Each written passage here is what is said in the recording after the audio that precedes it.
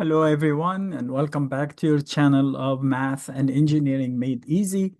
In today's session, we are going to look at volumes. How do we rotate an area? So we revolve an area about the X or the Y axis and try to find the volume of the shape generated.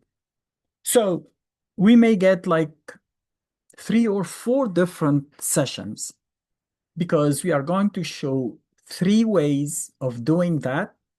Sometimes we can use multiple methods, and sometimes the easier way is to use only one of the 3. So how do we pick between them? We'll see that.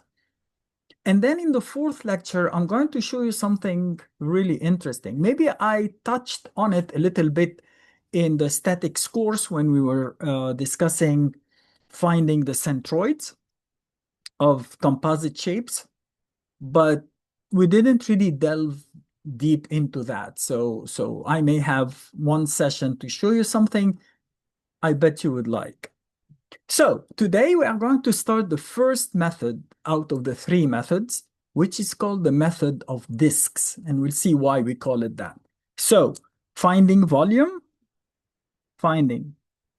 volumes of revolution, meaning I will take an area and revolve it about an axis, usually the X or the Y, but sometimes we can revolve it about another axis. Finding volumes, so let's call it volumes of revolution, because we are going to revolve an area around an axis. Number 1, which we are going to cover today, is the method of disks. Let's take a simple example. So we are going, in fact, I'm going to solve just one problem. It would be enough. If we find that we may need something else, maybe. Okay. So let's say I have a parabola, but this parabola, let's write some equations. So let's say, for example, f of x equals whatever, x minus 2 square plus 3. Okay. And then I'm going to say rotate it between x equals, notice this will have its vertex at 2, right? So let's start from 1. So between x equals 1 and x equals plus 4, say 4. Okay? Rotate it between x equals 1 and x equals 4 about or around the x-axis. So let's plot that. Let's draw that and see. First of all, the vertex is at 2 and 3. Okay, so I'm going to draw a parabola.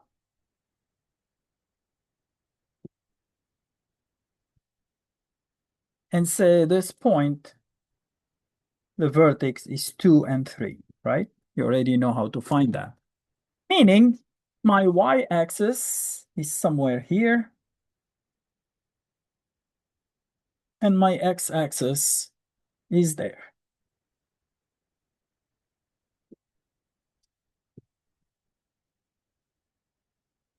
And notice that we want to rotate it between x equals 1. So let's say here is x equals 1.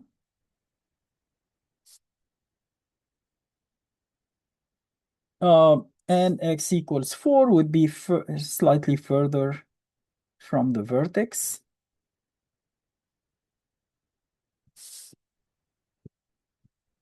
So we are going to take this shape and rotate it about the x-axis. Notice that this is an area. That's a solid thing. I'm not just rotating the arc. I'm rotating the whole area. Okay? So if that is pretty much what, 1.5, and so it will go down. You don't need to draw it. I'm just going to show you something. Show you how it's going to look like. So this is from 1 to 3 and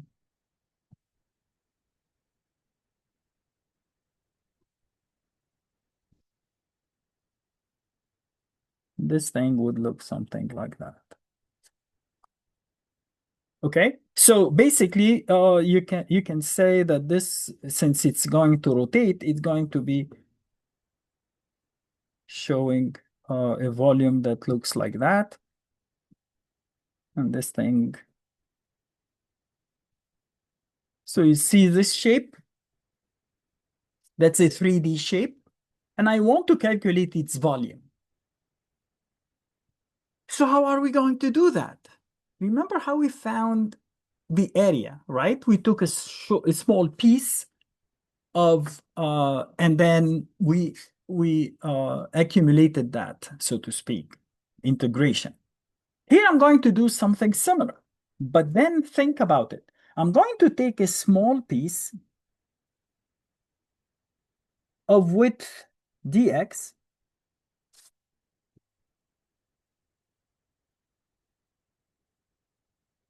and I say, when I rotate that, do you see that it's going to give me a disk?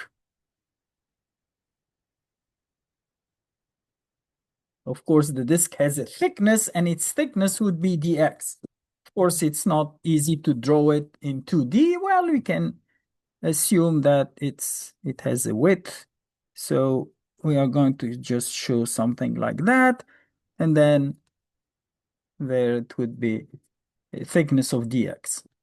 Okay, so that is a disk.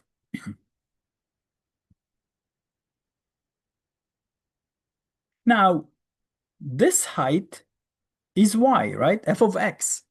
F of x. So that becomes the radius of that disk.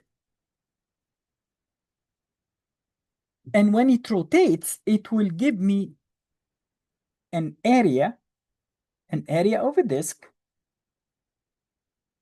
And as you can see, the area of this disk is pi y square, or pi f of x square. And then if you multiply it by dx, which is the thickness, you get a volume. The volume of just this piece. Now I'm going to integrate it from from 1 to 4. So it's not really hard. We call it the disk method of disks because when we rotate this strip around the x-axis, it will generate a disk. That's why we call it the method of disks. So don't get, I'm sorry, I wrote disk with a C for some reason. I don't know why. Okay, so the disk generated will have a radius equal to this height because this thing will rotate about the x-axis. And y here is basically x minus 2 squared plus 4. So now my volume of revolution would be the integral from 1 to 4 of pi, which is a constant, times f square of x, which is y squared. So it's x minus 2 squared plus 3 dx. That's how simple it is. Pi, oh, I didn't square that. Pi y squared dx. Okay? I hope you're getting it so far. The rest is very simple. I'm just going to square that. Remember, we learned how to do that in the previous session where we were finding the volume when we had an area with different thicknesses, like we had squares or triangles or whatever. You can review that session if you want. So I have pi integral from 1 to 4. First, I'm going to expand that. So x squared minus 4x plus 4 plus 3, so plus 7, quantity squared dx. We learned how to expand that, right? Take the square, square, square, and then twice the first times the second, twice the first times the third, and twice the second times the third. So I will get pi integral from 1 to 4, x to the fourth. I'm going to write the squares first so it becomes easy for you to see it. plus 16x squared plus 49. And then the first time the second is negative 4x cubed times 2 is negative 8x cubed. First and the third, 7x squared times 4 is positive 14x squared. Then the second times the third is negative 28x times 2 is negative 56x dx. We can combine like terms to make it easy. Of course, I don't have anything to the power of 4 except this, nothing except that. And then you go to the x squared. You have 16 and 14 is 30 minus 56x plus 49 dx. And finally, you square though, or you integrate that. So pi times x to the fifth over 5 minus 8x to the fourth over 4. 8 over 4 is 2, so you get 2x to the fourth plus x cubed over 3, and 30 over 3 is 10, so 10x cubed. X squared over 2 would make that negative 28x squared. And finally, plus 49x. And that evaluated from 1 to 4. Okay, so like we said, we are opening big brackets and two pairs of parentheses with a negative sign between them in the middle. You evaluate with 4. 4 squared is 16. 16 times 16 is 256 times 4 is 1024 over 5 minus 4 to the fourth. It's the same as 2 to the eighth, or 256 times 2 is 512 plus 4 cubed is 64, so plus 640 minus 4 squared is 16, and 16 times 28. What's 16 times what? 28. I think it should be 484, which is 22 squared, minus 36, right? So 448, most likely. We can check, it's better. 16 times 28, 448. Yeah, minus 448. Again, I didn't leave enough space, plus 196. And then when you subtract the 1, that's easy because everything you just write the coefficient. So that would be 1/5 minus 2 plus 10 minus 28 plus 49. Okay, so it's pi times 1023 over 5. And then you do the math. Again, it's much easier probably, of course, if we say, okay, I have negative 512 plus 640 minus 448 plus 196, and then plus 2 minus 10 plus 28 minus 49. Oops, I did something wrong. Oh, that should be negative, right? I probably wrote minus instead of negative. I don't think so. No, it's negative. Yeah, negative 512 plus 640 minus 448 plus 186 plus 2 minus 10 plus 28 minus 49. Oh, there is a parenthesis I didn't use. Okay, minus 153.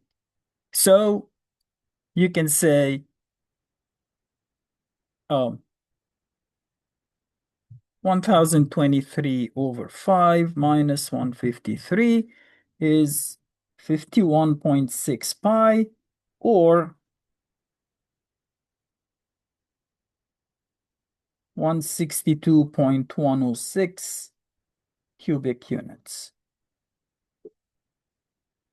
Let's check I'm not 100% sure about that. So let's check with a calculator, just the integral. The most important thing is that you write it correctly and then you can use the calculator, right?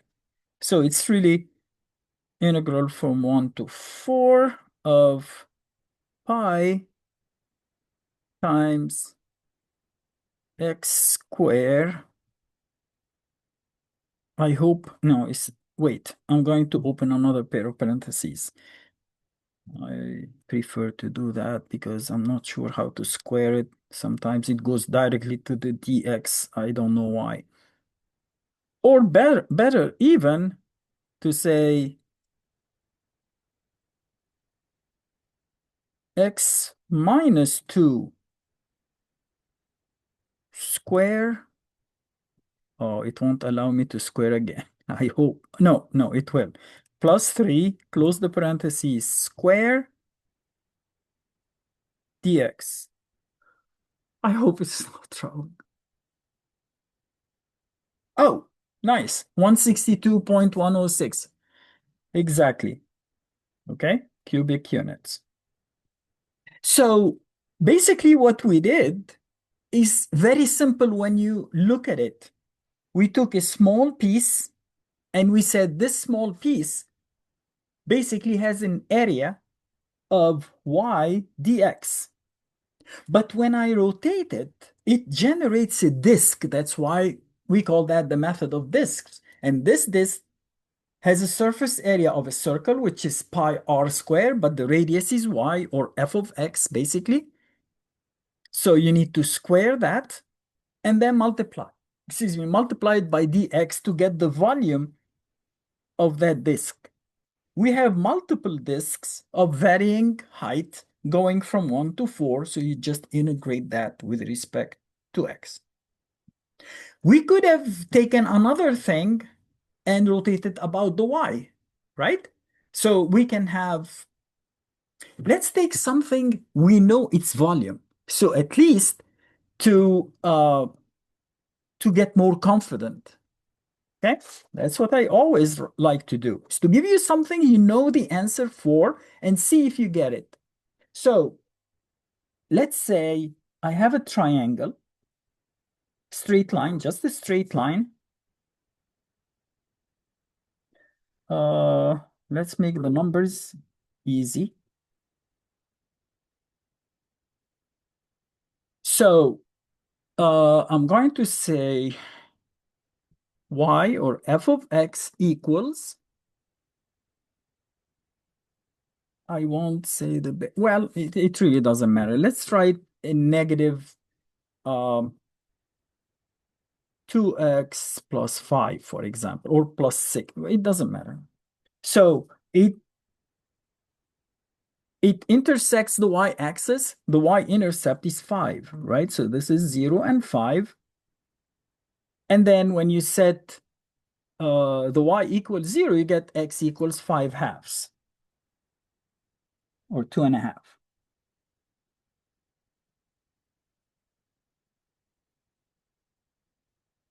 Now we want to rotate that shape, which is a triangle, around the y-axis. Rotate about y. What do you think that will generate? If you say cone, you would be absolutely right. Right? So let's try to make it look like a cone.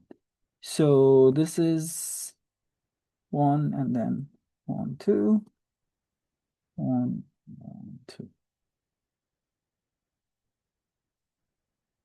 So when I rotate it, it will generate a cone that looks something like that.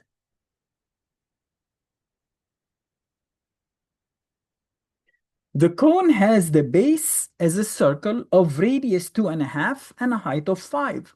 We know we know the volume of, so I don't need integration. I'm just doing the integration for something I know the answer to.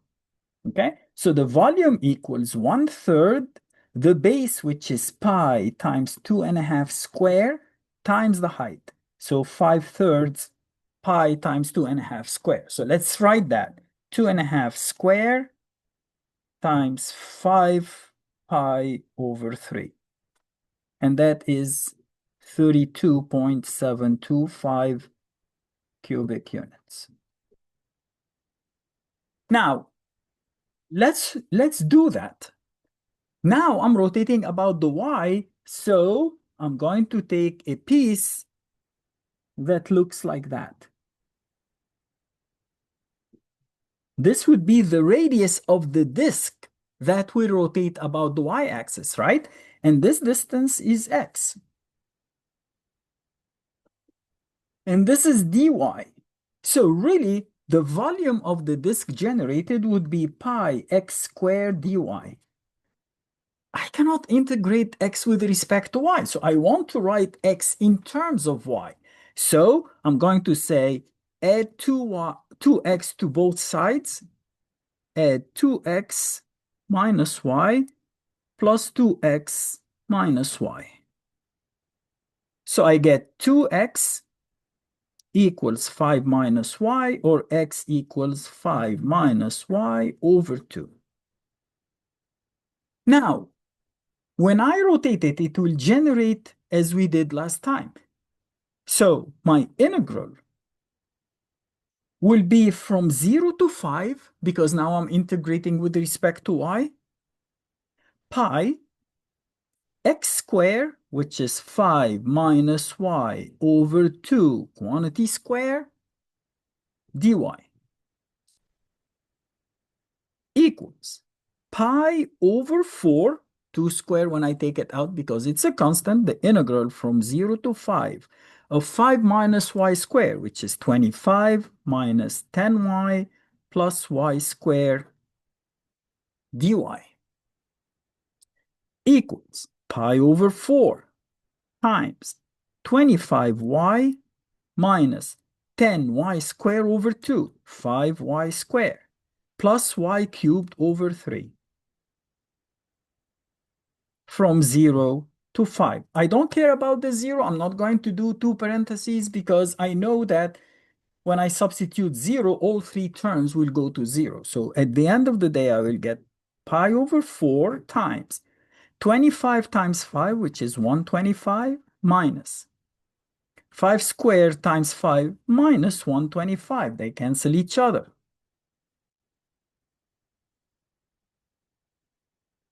Plus 125 over 3.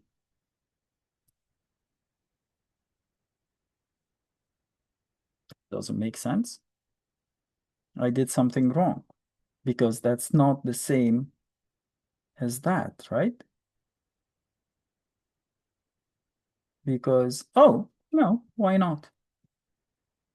125, so this is 125 pi over 12, like 10.10 something. So 125 pi over 12 equals exactly 32.725 cubic units. Oh, I didn't see the pi. I said, oh, this is only 10 and a half, roughly, right? And then, but when you multiply it, of course. So I'm glad it was correct. But you see here, we prove that really you will get the correct value by using the method of disks. Okay, so this is the first method. Next time we are going to look at the method of washers, and we see why we call it washer. If you have thought that when I rotate that part, okay, next time I will have a hole inside the disk and it looks like a washer. Think about it until we meet again. Why would I have a hole when I rotate about an axis? It doesn't make sense, or does it? Think about it. And then after we are done with those two methods, we are going to cover a third method called the method of shells. Not the seashells. No, a shell is like a water pipe. Okay, it's a cylinder that has thickness. We'll see also why we sometimes refer to that, and it's an easier way of doing it. slightly different from discs and washers, but we'll discuss those in our third session. Thanks for your time. I hope that was easy for you to follow. If you have any questions, please don't hesitate to write a comment or leave a comment for me, and I will get back to you as soon as I can, as I always say. And I wish you all the best until we meet again.